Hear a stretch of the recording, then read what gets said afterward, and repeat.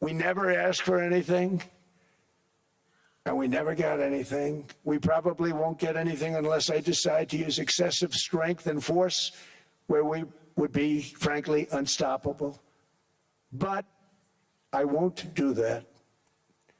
Okay? Now everyone's saying, oh, good.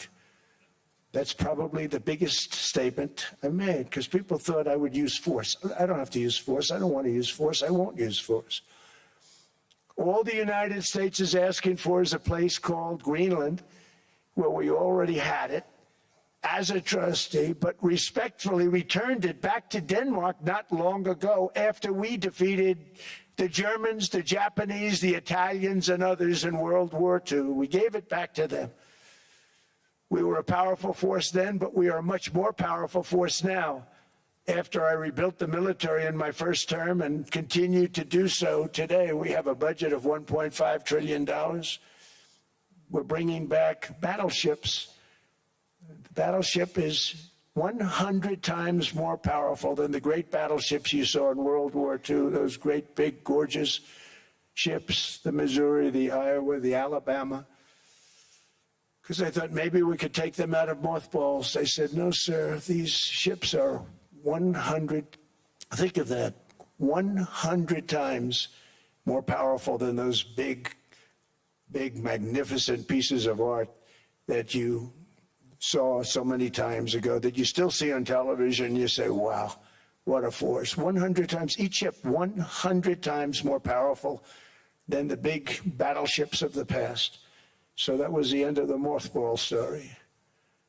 So what we have gotten out of NATO is nothing except to protect Europe from the Soviet Union and now Russia. I mean, we've helped them for so many years. We've never gotten anything, except we pay for NATO. And we paid for many years until I came along. We paid for, in my opinion, 100% of NATO because they weren't paying their bills. And all we're asking for is to get Greenland, including right title and ownership, because you need the ownership to defend it. You can't defend it on a lease. Number one, legally it's not defensible that way, totally. And number two, psychologically, who the hell wants to defend a license agreement or a lease, which is a large piece of ice in the middle of the ocean where if there is a war, much of the action will take place on that piece of ice. Think of it. Those missiles would be flying right over the center of that piece of ice.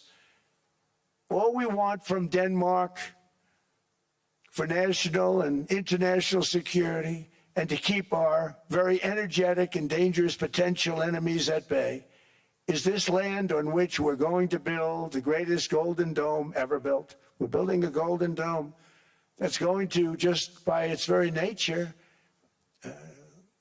going to be defending Canada.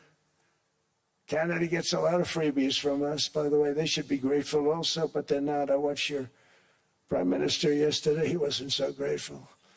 But they should be grateful to us. Canada lives because of the United States. Remember that, Mark, the next time you make your statements.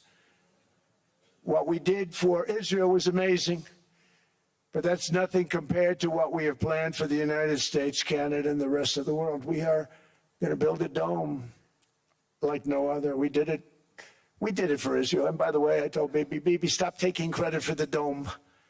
That's our technology. That's our stuff. But they had a lot of courage, and they were good fighters, and they did a good job, and we wiped out the Iran nuclear threat like nobody can believe. Nobody's ever seen anything like it. That, Venezuela, taking down Soleimani, wiping out al-Baghdadi when he tried to reinstitute ISIS. We did a lot. I did a lot of big things, all perfectly executed. Everyone was perfectly executed. Somebody told me that, a military expert told me, sir, everything you've done has been perfectly executed. I said, I know.